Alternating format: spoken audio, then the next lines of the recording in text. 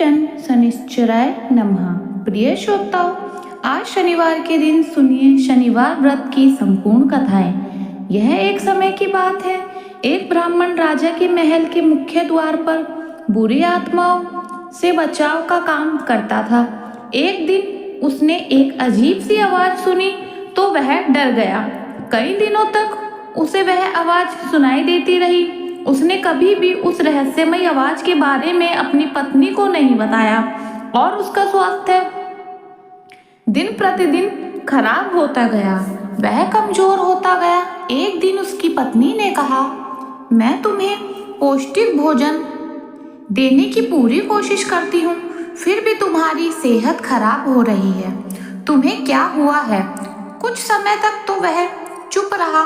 फिर उसकी पत्नी ने उसे समझाया कि उसे अपने मन की बात बता देनी चाहिए ताकि जो तनाव इतने दिनों से उसे मिल रहा है उससे छुटकारा पाया जा सके, कोई उपाय सोचा जा सके। ब्राह्मण ने कहा, मुझे हर शनिवार एक अजीब सी आवाज सुनाई देती है और वह आवाज कहती है कि वह हमारे राजा को कष्ट देना चाहती है और उस कष्ट की अवधि 7 साल, 2.5 साल, 2.5 महीने, दिन कम से कम 2.5 पहर यानी 7 घंटे होगी। अब राजा कोई भी अवधि चुन सकता है, लेकिन कष्ट तो होना अनिवार्य ही लिखा है। ब्राह्मण की पत्नी यह सुनकर मुस्कुराई और बोली, आपने मुझे यह बात पहले क्यों नहीं बताई? राजा को तो बचाना ही होगा, चाहे हम उनके लिए कुछ भी क्यों ना करना पड़े। आप 2.5 पहर का कष्ट सह लीजिए। आत्मा अगले दिन फिर महल में आई और वही संदेश दोहराया। अब की बार ब्राह्मण ने कहा, मैं राजा का कष्ट अपने ऊपर लेने को तैयार हूँ। आप 2.5 पहर तक मेरे ऊपर रह सकती हैं। आत्मा ब्राह्मण के इस प्रस्ताव से प्रसन्न हुई। फिर ब्राह्मण नदी के किनारे गए। वे ध्यान में समय बिताना चाहते थे। उन्होंने पानी के स्तर पर 2 आम के पत्ते तैरते हुए देखे। उन्होंने उनके ऊपर से पकड़ा और अपनी जांघ के नीचे रख लिया। राजा की राजकुमारी पिछले 2 दिन से शिकार पर गई हुई थी। वे अब तक वापस नहीं लौटी थी। इसी कारण राजा बहुत बेचैन व्याकुल थे। उन्होंने राजकुमारी को खोजने के लिए अपने दूतों को अलग अलग दिशाओं में भेजा। संयोगवश एक दूत ब्राह्मण के पास भी जा पहुंचा।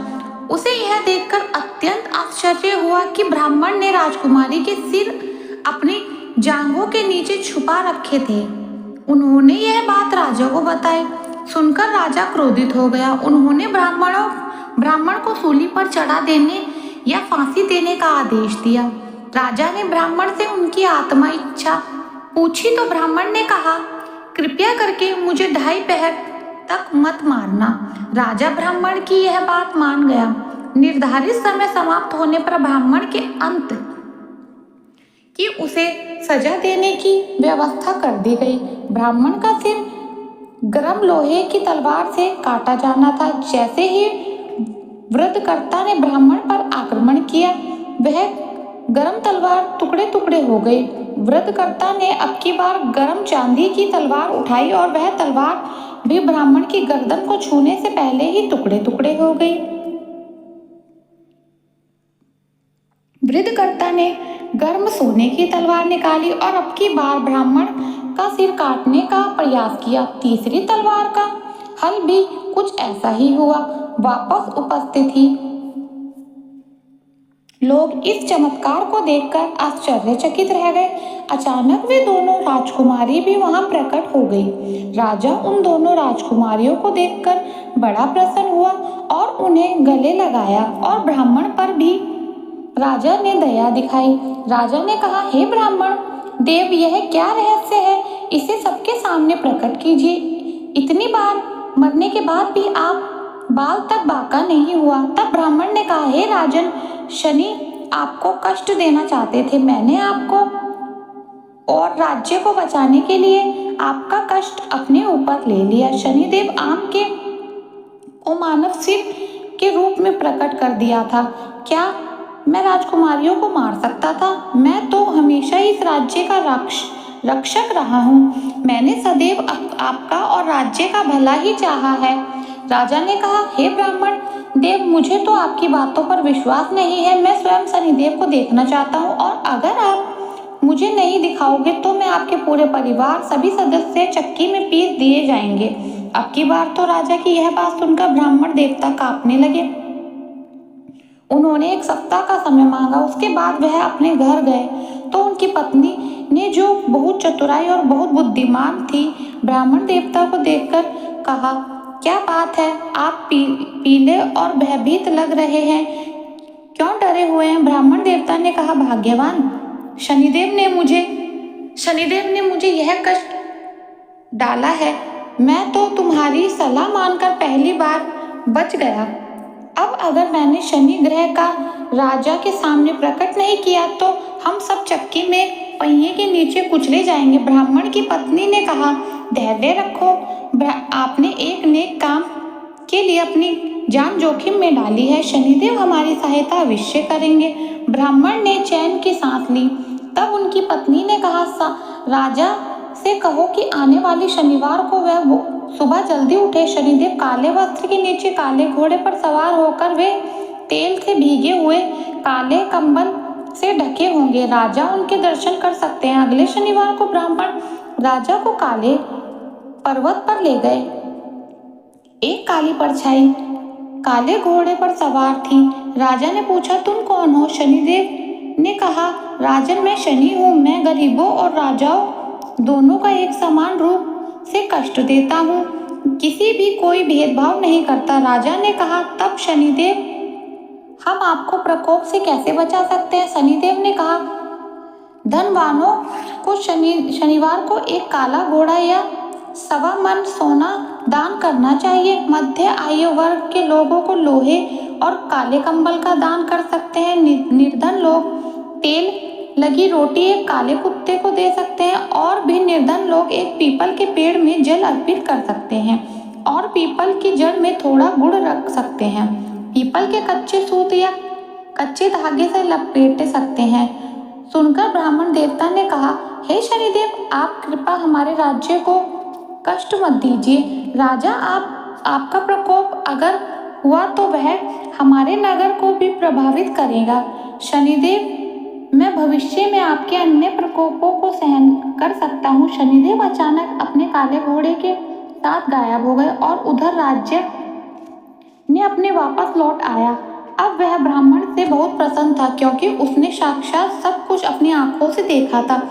जब ब्राह्मण की पत्नी ने सारी घटना अपने पति को बताई, सुनकर वह भी बहुत प्रसन्न हुआ और इसी प्रकार से राजा की शनिवार के नियमों का पालन करने लगा।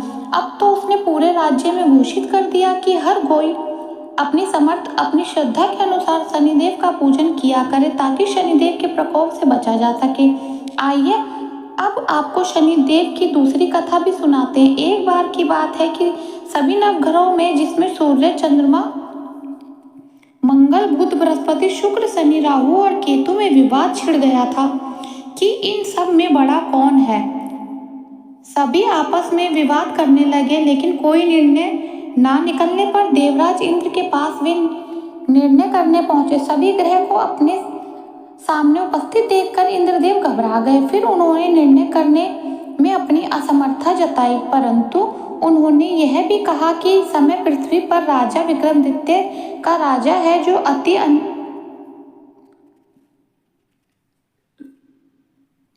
न्यायप्रिय है, वे ही इसका निर्णय कर सकते हैं। तब सभी ग्रह एक साथ राजा विक्रमादित्य के पास पहुंचे और अपना विवाद बताया, साथ ही निर्णय करने के लिए भी कहा। राजा विक्रमादित्य इस समस्या से चिंतित थे क्योंकि वे जानते थे कि जिस किसी को भी छोटा बताया वही क्रोधित उठेगा। तब राजा को एक उपाय सूझा। उन्होंने स्वर्ण, रजत, कांस्य, पीतल, सीसा, रांगा, जस्ता, अभ्रंग और लोहे से 9 सिंहासन बनवाए और उन्हें इसी क्रम में रख दिया। फिर उन सबसे निवेदन किया कि आप अपने अपने सिंहासन पर स्थान ग्रहण करें। जो भी अंतिम सिंहासन पर बैठेगा वही सबसे छोटा होगा। इसके अनुसार लोहे सिंहासन सबसे बाद में, उनके कारण शनिदेव सबसे बाद में बैठे थे, वही सबसे छोटे कहलाए। अब शनिदेव को लगा कि राजा ने ऐसा जानबूझकर किया है, तो वह क्रोध में आकर राजा विक्रमादित्य से बोले, राजा तुम मुझे नहीं जानता। सूर्य 1 राशि में 1 महीने, चंद्रमा 2.25 महीने, मंगल 1.5 महीने, बृहस्पति 13 महीने, बुध और शुक्र 1-1 महीने विचरण करते हैं, लेकिन मैं 2.5 से 7 साल तक रहता हूँ। बड़े बड़े को मैंने विनाश किया है। श्री राम की 7.5 आई तो उन्होंने वनवास को गए, रावण की आई तो उसकी लंका को वानरों की सेना से हारना पड़ा। अब तुम सावधान होकर रहना। ऐसा कहकर कुपित हुए शनिदेव ने वहां से चले गए और तब अन्य ग्रहों की खुशी खुशी चले गए।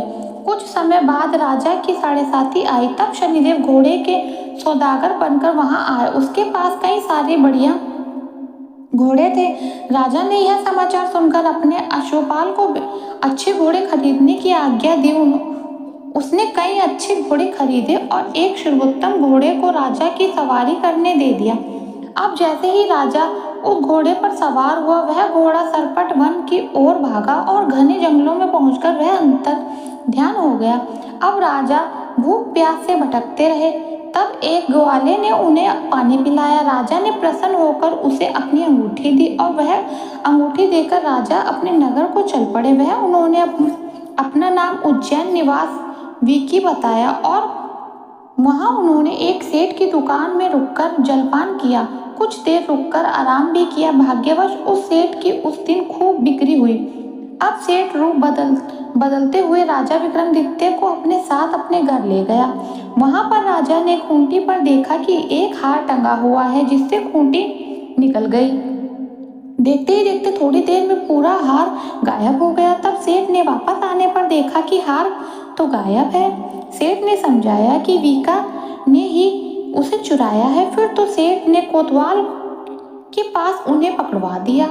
अब उस नगर के राजा ने भी राज्य विक्रमादित्य को चोर समझकर उसके हाथ पैर कटवा दिए और नगर के बाहर फिकवा दिया।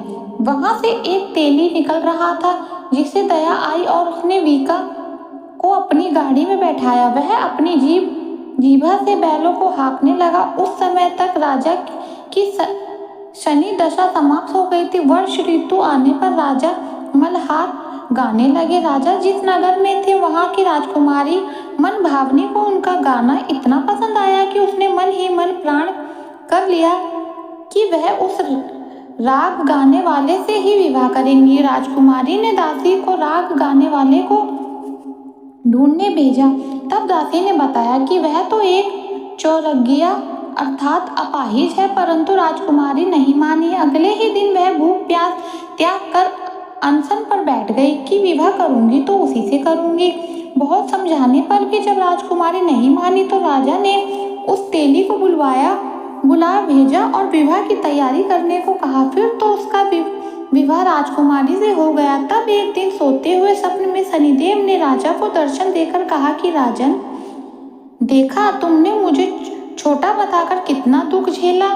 तब राजा ने उनसे क्षमा मांगी और प्रार्थना करते हुए कहा, हे शनिदेव, जैसा दुख मुझे दिया किसी और को मत दीजिए। तब शनिदेव मान गए और कहा कि जो मेरी कथा और व्रत करेगा उसे मेरी दशा में कभी कोई दुख नहीं होगा। जो व्यक्ति रोज मेरा ध्यान करेगा और चींटियों को आटा डालेगा, उसकी भी सभी मनोकामनाएं पूर्ण होगी। और ऐसा कहकर शनिदेव ने राजा को हाथ पैर वापस कर दिए। उधर प्रातःकाल आंख खोलने पर राजकुमारी ने देखा तो वह बड़ी आश्चर्यचकित हुई। तब वीका अर्थात राजा विक्रमादित्य ने राजकुमारी को बताया कि वह उज्जैन के राजा विक्रमादित्य हैं। जानकर सभी अत्यंत प्रसन्न हुए। सेठ ने जब सुना तो वह राजा के पैरों पर गिरकर क्षमा मांगने लगा। राजा ने कहा कि यह तो शनिदेव का क्रोध था, इसमें किसी का भी कोई दोष नहीं है। सेठ ने फिर भी निवेदन किया कि राजन, तुम शांति तभी मिलेगी जब आप मेरे घर चलकर भोजन करेंगे। तब सेठ ने अपने घर तरह तरह के व्यंजनों से राजा को सत्कार किया। सभी ने देखा कि जो खूंटी निकल गई थी वही उस पर उगल रही थी। सेठ ने उनको मोहरे देकर राजा को धन्यवाद दिया। इसके बाद जब राजा रानी को लेकर अपने राज्य लौटा आए, वहां पर उनका खूब धूमधाम से स्वागत किया गया। राजा विक्रमादित्य ने कहा कि उन्होंने शनिदेव को छोटा बताया था, लेकिन वे तो सर्वश्रेष्ठ हैं। तब से राजा विक्रमादित्य के राज्य में शनिदेव की पूजा और कथा रोज होने लगी। शनिदेव की यह दिव्य और प्रेरणादायक कथा अब पूर्ण होती है। जिन्हें भी श्रद्धा से इस कथा को सुना, उन्होंने न केवल शनिदेव की कृपा प्राप्त की, बल्कि अपने पापों का भी श्रेय किया। कथा श्रवण का यही संदेश है, जो जैसा कर्म करेगा वैसा फल पाएगा, और शनिदेव यदि कृपा कर दे तो दुर्भाग्य को सौभाग्य बना जाएगा।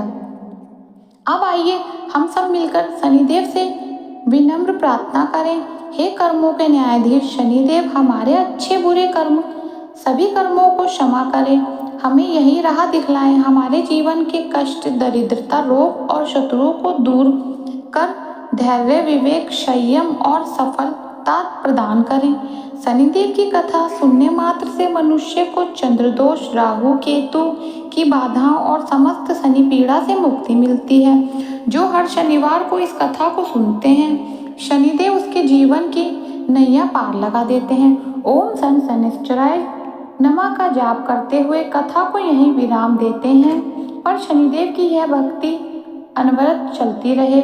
जय जय जय शनिदेवाय नमः। ओम शांति शांति शांति। अब सुनिए शनिदेव की कृपा प्राप्त करने के लिए दशरथ व्रत शनि स्तोत्र पाठ हिंदी में। इसके बाद आप सुनेंगे शनि चालीसा का पाठ, जिससे शरीर का वर्णन कृष्ण नील तथा भगवान शंकर के समान है।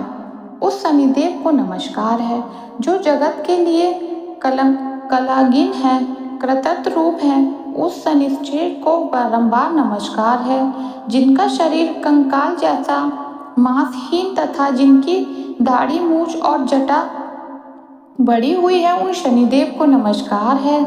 जिनके बड़े बड़े नेत्र, पीठ में सटा हुआ पेट और भयंकर आकार है, उस शनिश्चराय देव को नमस्कार है। जिनके शरीर का ढांचा फैला हुआ है, जिनके रोए बहुत मोटे हैं, जो लंबे चौड़े किंतु सूखे शरीर वाले और जिनकी दाढ़ी काल रूप है, उन शनिदेव को बारंबार प्रणाम है। हे शन, आपके नेत्र कठोर कोटर के समान गहरे हैं, आपकी ओर देखना कठिन है।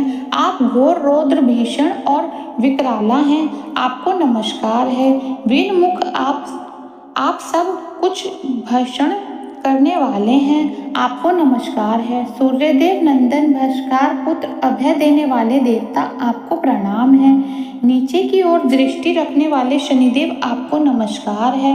सर्वतक आपको प्रणाम है। मध्य गति से चलने वाले शनीश्वर, आपका प्रतीक तलवार के समान है, आपको पुनः पुनः प्रणाम है। अपने तपस्या से अपनी देह को दग्ध कर लिया, आप सदा योगाभ्यास में तत्पर, भूखे से आतुर और अतुत रहते हैं, आपको सदा सर्वदा नमस्कार है। ज्ञान नेत्र, आपको प्रणाम है। कश्यप नंद सूर्यपुत्र शनिदेव, आपको नमस्कार है। आप संतुष्ट होने पर राज्य दे देते हैं और रुष्ट होने पर उसे तत्काल हर लेते हैं। देवता, असुर, मनुष्य, सिद्ध, विद्यधरा और नाग, यह सब आपकी दृष्टि पड़ने पर समूल नष्ट हो जाते हैं। देव, मुझ पर प्रसन्न होइए, मैं वर पाने के योग्य हूँ और आपकी शरण में आया हूँ। ओम श्री चालीसा पाठ। जय गणेश गिरजा सुवन मंगल, करण कृपाला, दीनन के दुख दूर करी, की जो नाथ निहाला। जय जय जय श्री शनिदेव प्रभु, सुनिए विनय महाराज, करु कृपा है रवि तनय, रखू जन की लाज। जयति जयति शनिदेव दयाला, करत सदा भक्तन प्रतिपाला। चार भुजा तनु श्याम विराजे, माथे रतन मुकुट चवीजे, परम विशाल मनोहर भाला, टेढ़ी दृष्टि विकुट विकराला, कुंडल श्रवण चमच चमचमके, यह माला मुक्ति मणि दमके, त्रिशूल कुठर पल विजय करे हारा, सहर पिगल कृष्णोच्छारा नंदन यम कस्त रोध दुख भंजन शैरी मद शनि दशनाम भनु पुत्र पूज्य सब काम ज पर भान प्रभु प्रसन्न हो जाहि रघुरवा कर क्षण में माहि पर्वत तू तृण कोई निहारत तरुणों को पर्वत कर ढारत राज मिलत बन राम है दीन हो के कई कीमति हरि लीन हो बन हो मर्ग कपट दिखाई मातु जन की गई चरई लाख नहीं शक्ति विकाल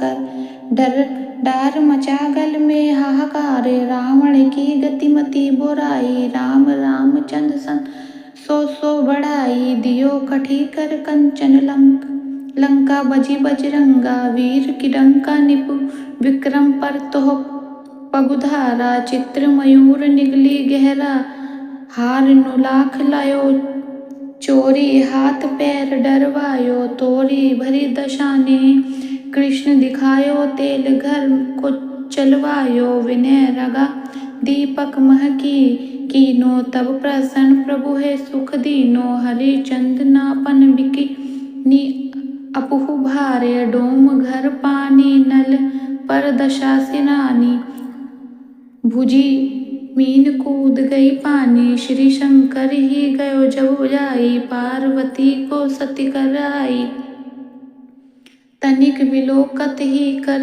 रीझा नभ उड़ गए गौरी सतु सीसा पांडव पर भय दशा तुम्हारी बीच द्रौपदी होती उधारी गौरव की गतिमति मोई युद्ध महाभारत कर डोई रवि कहे मुख में तर तत्काला लेकर कूदि पयो पाताला शेष देव लोक विनती लाई रवि को मुख देख दियाई छुड़ाई वाहन प्रभु के साथ सुजाना जगत दिग्गज गर्दन मग रवाना जम्बुक सिंह अधि नखरी सोफल ज्योतिष कहत पुकारी गजवन लक्ष्मी ग्रह अवे है ते सुख संपत्ति उपजन गर्दव हनि करे बहु काजा सिंह सिद्ध कर श्रेज समाज चुंबक बुद्धि नष्ट कर डारे मृग दे कष्ट प्राण संहारे जब अवह प्रभु